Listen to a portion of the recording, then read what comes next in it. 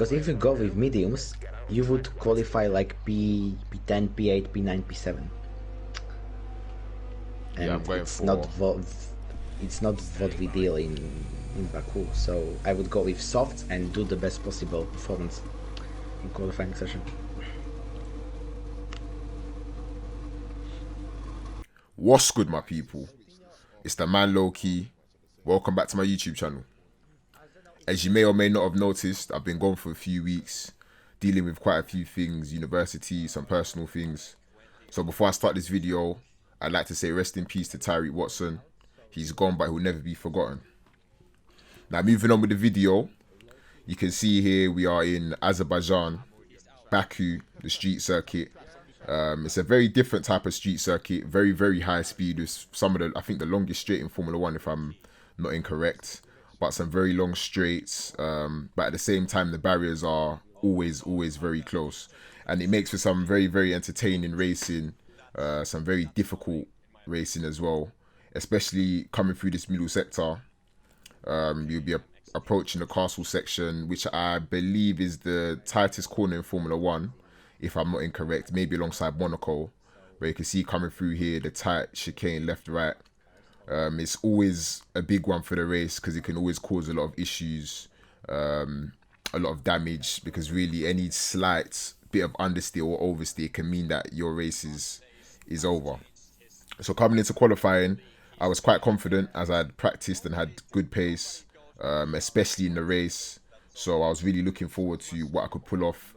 There's a few different ways to go about the strategy, as the alternate strategy, well, around most tracks is quite overpowered, but around Baku, there's as there's a high chance of safety cars, there's often a lot that you can do, maybe starting from P11 backwards, starting on different tyres to those in the top 10. So powering down the straight here, coming into turn one, the heavy braking zone of turn one. It's really difficult to spot your braking, but I use that curb on the right as my reference. So coming into turn one, I go a little bit wide, and that's enough to invalidate my lap. So my bank lap out the window, which really does put a lot of pressure on for the rest of qualifying, because when you miss that banker, you don't have that target that to aim for on your next 2 laps, and it kind of compromises you all the way through the session. It does. Okay. That's such a stupid way to validate a while. So now moving on to the end of the session, you can see in the top left, my second lap, or my first lap, only managed to be P13. And you can see coming out of the final corner, a few cars queuing up, really trying to find the space to start a lap. And I'm trying to keep temperatures in my tyre, because around this track it is quite difficult to keep those tyres at a good temperature. And Patrick behind is also trying to start his lap, so you can see we're kind of getting in each other's way, which isn't really good. But with 20 seconds left in the session, I'm looking to get in a lap that is probably around the mid 137s, or maybe like a 137.6. That's what I was doing in practice. So I'll leave you guys to watch the lap, and I'll be back at the end of qualifying.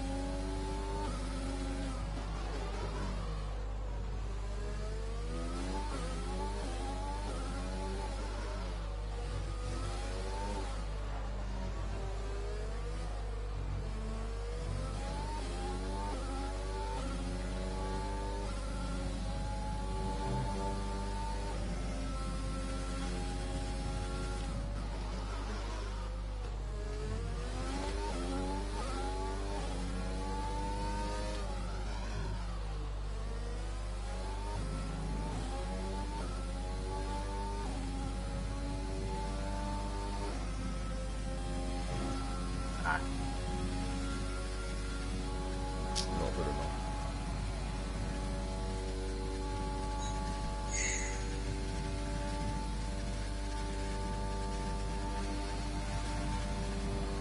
P11 though. I don't mind if I stay P11. So you both my finish lap. last lap. If I Never stay mind, never mind, P11, bro. I don't mind. Is anybody else on the lap? Red Max bottle. Raw, but he finished. Everybody finished their laps. Okay. Okay, so this is Good. interesting now. So what tires am I going to start on? Yeah, but So as you heard there towards the end of my lap, I wasn't very pleased as I'd lost a few temps in the first sector. I really didn't maximize the lap in any way, shape or form. But starting P11 does have its advantages. If you didn't know, then in Formula 1, you have to start, well, if you qualify in the top 10, you have to start on whatever tyres you set your fastest lap on.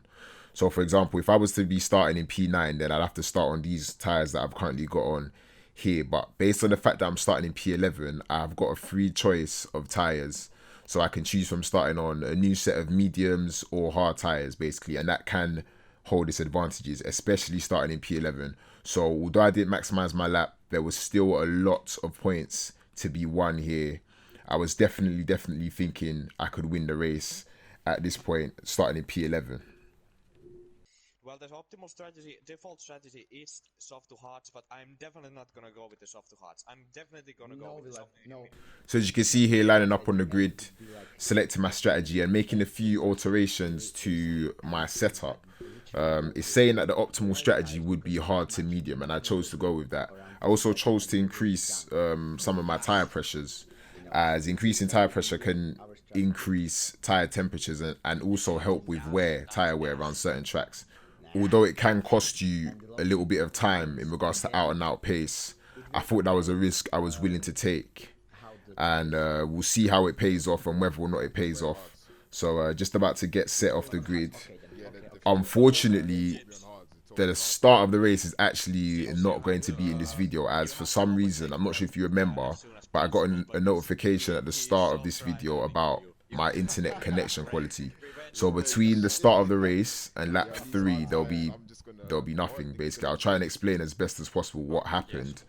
But fortunately, there was a safety car on lap 3 that came out and allowed me to restart my stream.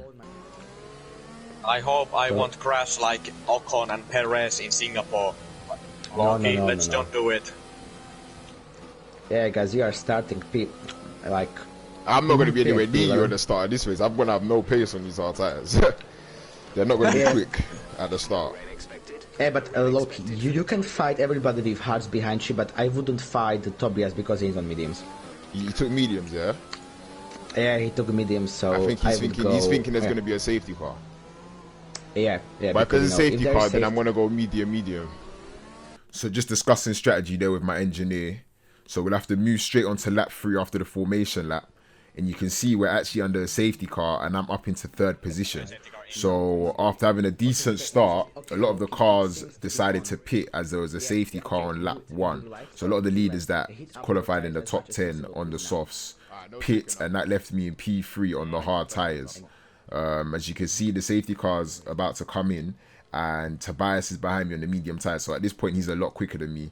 As these hard tyres really are not quick at all in the first quarter, first third of the race.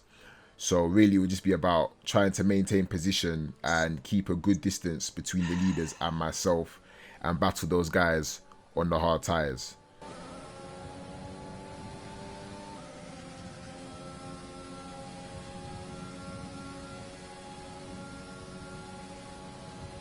The track is clear. Green flag. Fucking assholes, come on. Okay, Loki, you're doing good job still in front of Tobias. Good. He's gonna come past. I'm not gonna fight him. Yeah, definitely don't fight because he's got. So as you can see here on the end of the first lap after the safety car, lap 4, Tobias on the medium tyres is about to make his way past, and I choose not to fight him too much and lose time, as really my fight is with the other cars behind on the hard tyres. That's Soul and Trasmac. Moving on to lap 7 here, you can see that Tobias and the medium runners ahead have managed to pull a 2-second gap, which is more or less expected at this point in the race. But you can also see that Soul and Trasmat, the two cars behind, especially Soul, has managed to stay in my DRS. And if I'm being honest, I was actually quite surprised. I thought that I'd be able to manage a decent gap to him behind. But being on lap 7, he will have DRS at his full disposal and he will basically blow past on this straight.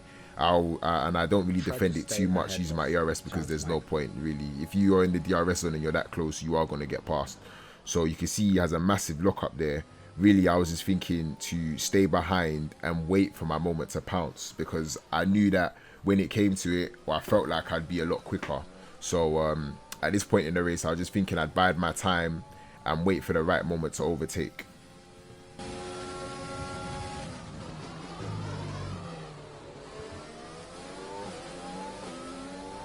In the middle of tech, there is a big battle. 4 cars are battling.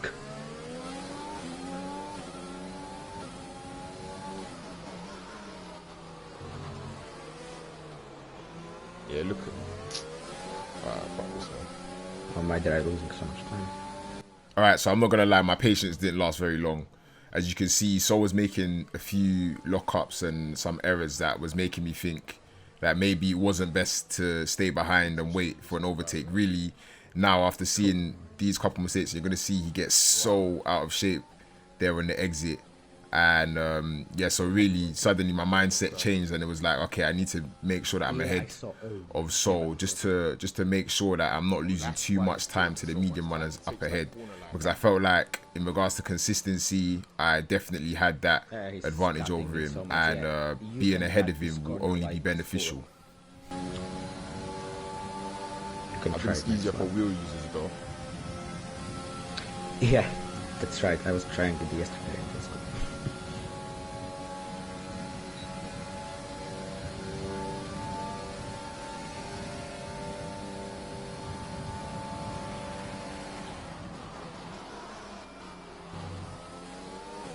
Nice work, that brings you up a place. So that was part 1 of the overtake done, but around Baku there are actually 2 DRS activation points and another one is here. So although I'd got past going into turn 1, I didn't really plan this overtake the way that I feel like I normally do, and you can see Sol gets past quite easily up the inside again. So I'm basically back in the exact same position I was on the previous lap, with a car that I believe I am quicker than basically around everywhere in the lap, apart from obviously on the straights, because if you are in the DRS zone then you will be able to get past. So breaking that DRS is very, very vital. So being stuck behind here on lap 9 can bring a lot of dangers.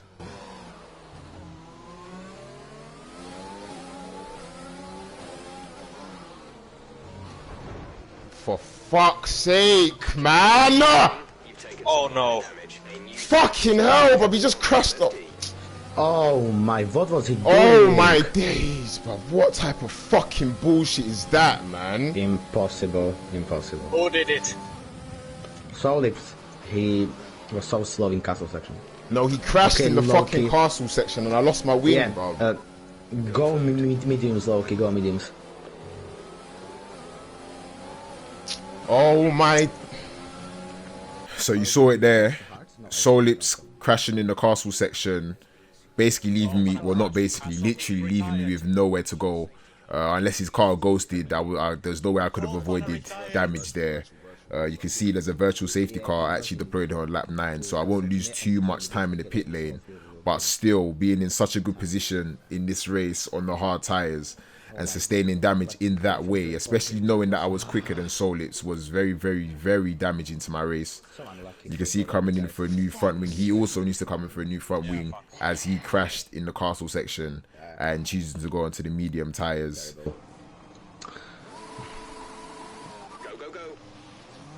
Max is speaking, everybody's speaking. Yeah, 5 cars are in pits. One more stop today, one stop left in our strategy. So coming out of the pits now after the forced front wing change, I chose to go on the medium tyres because really I didn't have any other choice. I was on the hards, and sustaining any type of damage this early means that really you can only choose to go on the mediums, as the softs will not make it to the end. But in order to have any chance at scoring any big points in this race, I'd need a safety car, As you can see on the map in the bottom left, the rest of the pack are quite far up the track, maybe about, I think you can see in the top left, Azerbaijan, who's in P11s, about 14 seconds ahead of myself and Sol. So the race took a very, very big turn there on lap 9. But still with 16 laps to go, a lot can happen here at Baku. Moving on to the end of lap 10 here, you can see that Maxwell is about to get past using the DRS. You probably noticed that DRS is very, very overpowered around Baku, where it does make sense with such long straights. But Maxwell managed to get past going into turn 1. You can see he got a little bit sideways on the exit, and I get use of the second DRS zone, and I look to attack to regain the position, choosing to go around the outside as Max covered the inside. And we make a little bit of contact, but I managed to keep the right track position and hold the inside line for the next corner. So that was a good move there done on Maxwell, who was actually the season 4 champion, if you don't know. He dominated ERO last season, but this season he decided to switch to the steering wheel, and I think he's been having a few struggles with it, but hopefully back in due time he will be battling for the places he should be battling for up near the front of the grid. Moving on to lap 14 now.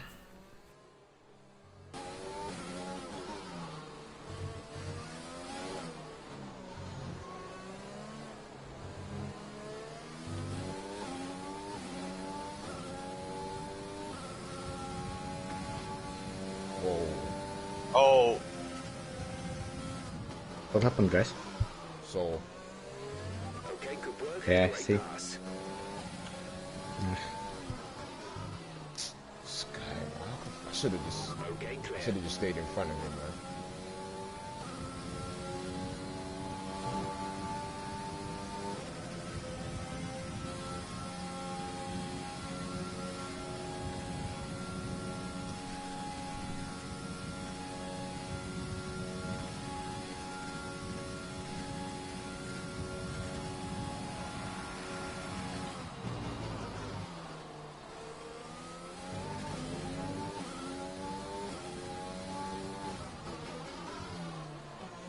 Safety car. Oh, Safety car. Why now? Why not a couple corners earlier? Make sure you keep it Okay, positive. Vile, go mediums. I would go mediums because softs can manage, like... So you can see here on lap 15, I've been throwing a lifeline in the form of the safety car being deployed here, and that means that the pack's gonna bunch up. It also does mean that strategy is now very, very open, as once the safety car goes in, there'll probably be about 8 laps left. So a lot of people will be thinking to pit and switch onto either the medium tyres or maybe the soft tyres if you're really feeling risky. Should I stay out? Matti, what do you think? Should I stay out? Lap 18. Low-key... You think I should pit? What lap did I end up coming in? I think mediums can manage because, you know, 3-lap safety car, but... Yeah. I think I'm gonna pick because they'll be on better tyres. Or should I play the gamble? What do you think? You can stay. Yeah, you can gamble it. You can gamble. You can gamble. Gamble, stay out, stay out. Okay, I stay out. Let's gamble. Stay out. We don't have to... So after choosing to go with the option to pit, you can see coming here into the pit lane, I've chosen to go for a new set of medium tyres to take me to the end, and it would obviously give me an advantage on all the cars that I chose to stay out on the older set of tyres.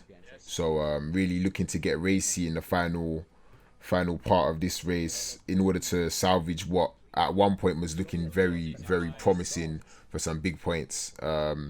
And now really with the pack all bunched up, it was really a lottery of where you could finish just based on how long tyres would last coming to the end of the race, and also how quick you can be in traffic.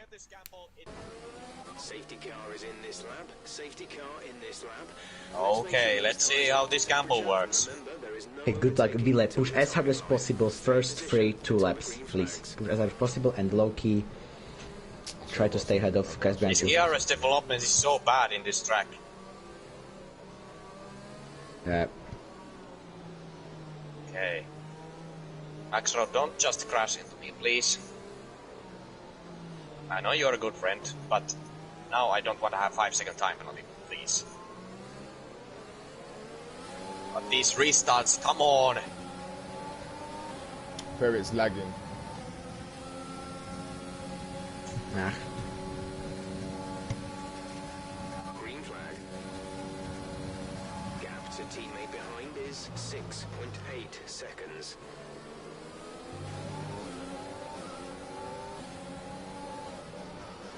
So the first lap after the safety car restart was quiet. Well, nothing was really going on. You could see Ferret de Souza was really lagging so much, and when a car's lagging, you don't really want to get too close because you never know what could happen. You could end up with some front wing damage. So you can see here just trying to bide my time, waiting for the right moment. As still there's a lot of cars just bunched up. The lead is not too far down the road here with 6 laps to go. So still a lot to play for. Moving on to lap 21 now. 5 laps to go. As I said, still a lot to play for. But the race is about to take another twist. Oh my god. Oh my. You have got to actually be joking me. Okay, clear. Rocky, please. Impossible. There's no way that just happened again. Oh my. Check your MFD. Who caused Oh that? my fucking days. What is... Champ and who? Champ and somebody. So once again in this race, a complete passenger in somebody else's incident, and it's cost me some of my front wing, which, as you know, means that you're more or less out of contention of any points in this race at this point with 5 laps to go. You could see halfway through the corner, I knew what was going to happen. As soon as I saw the car spinning and still on the racing line, I was just praying that he'd start ghosting, but as you know, Codemasters don't really like to ghost cars in certain situations for some reason. But he didn't ghost. I lost on my front wing, and you can see here I've lost so much time to my teammate who's up ahead, and there's a queue of cars behind me just waiting to overtake. And really there's no point pitting with 5 laps to go with half a front wing, because if you pit, then if anything does happen, then you're just out of position. So I thought I might as well just continue driving around and wait to see if there's maybe a safety car or just more carnage up ahead that I can capitalize on. As you can see, Champ breezing past there on the straight without DRS. And now I've got fucking wing damage and I cannot do anything.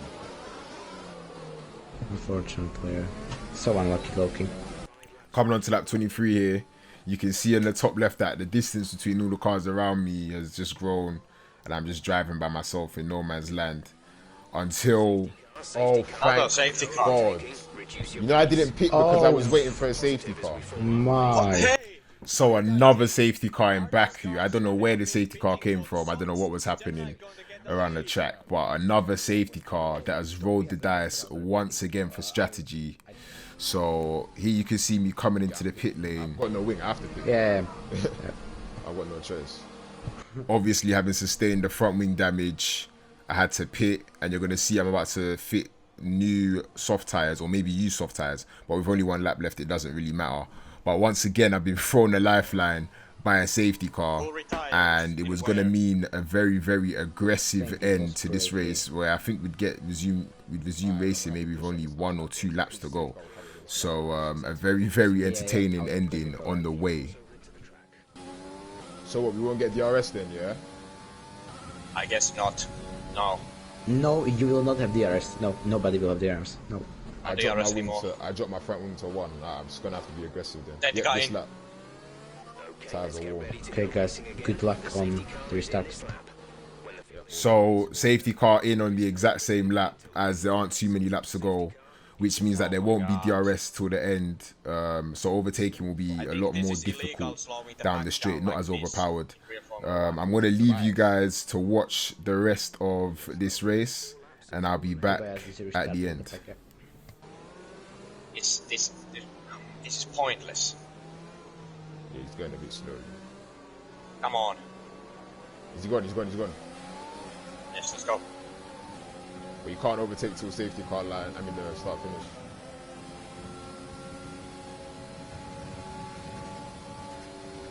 Green flag.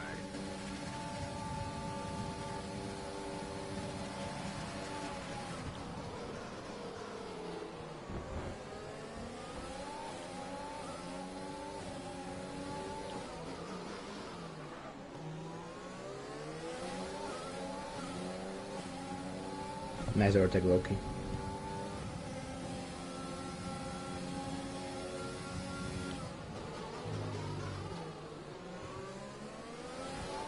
Keep managing your tires. Manage your tires. Oh, come on. Fucking hell, man!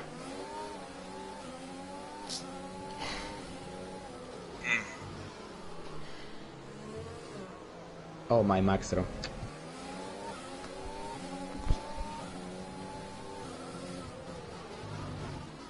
What is this have guy never saw doing? that. What the fuck? Who was that? Oh, this Maxwell guy's fucking drunk, Maxwell. man. What is this guy Maxro, doing? you fucking. Maxro destroyed I've literally got no wing. of my... I've literally lost all my places because of Maxro. No, I'm trying to let you pass, Julian. I've got no wing, mate. Vittu. Maxro.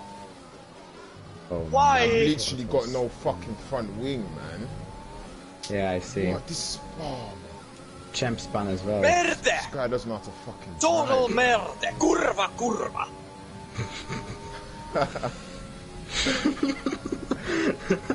I'm gonna stay out anyways. Like, there's no point Don't- pitting now. My don't wing do is so, gone. I've got no wing. The car's Pizzi went like 5 Maxro. wide. Don't use Slovak language, man. Loki, can you please let me by? Yes, I've got no wing. Just go. Thanks. Wait. Let me hear now. Yeah, look, these lot are crashing. Look. Patrick, oh my god. This is just a stupid racing, in my opinion, What now. the fuck is this? Exactly. From just a demolition derby.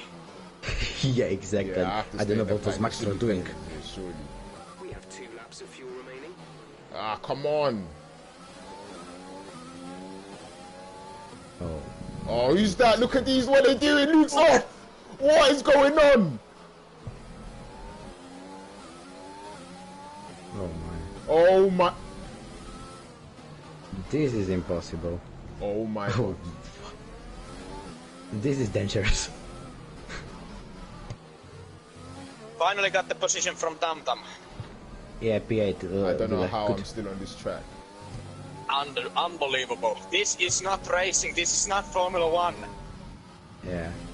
So as you can see now on the final lap, somehow I managed to make it through the carnage without a DNF, and you can actually see that I'm going to finish in P10, so I'm going to get away with a point out of all of the carnage here in Baku. After the safety car restart, I'm not sure what was happening up ahead, but it seemed like the cars just concertinaed onto the apex of the corner, and I was the victim of it and lost half my front wing. And after that, all sorts was going on. I had absolutely no idea. So you saw at the top there, Tobias managing to win his first race this season in F1. Congratulations to him, and I'm about to come across the line and take a point for myself and Racing Point somehow. Like I said, with the many incidents in this race, all of which were nothing of my own fault. It was literally me just being a passenger in somebody else's incident. So pretty unlucky, but at the end of the day, a point. You have to look at the bright side, with a few tracks coming up that are also, let's say, one of my favourites or some of my favourites. Still a lot of points and still a very long way to go in the championship, of course. I was actually very satisfied with that overtake after the safety car as well. That's definitely one of my best overtakes. So a little bit of light to take from this race here in Baku. Looking forward now, the next race will be in Bahrain. Finally an actual track, a proper circuit that we'll be going to on the calendar.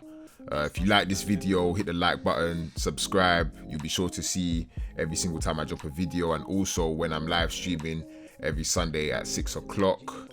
Unfortunately, you won't be left with the normal updated drivers and constructors standings because of the time I'm recording this video. So that will go back to normal in a few races time at the Hungarian Grand Prix.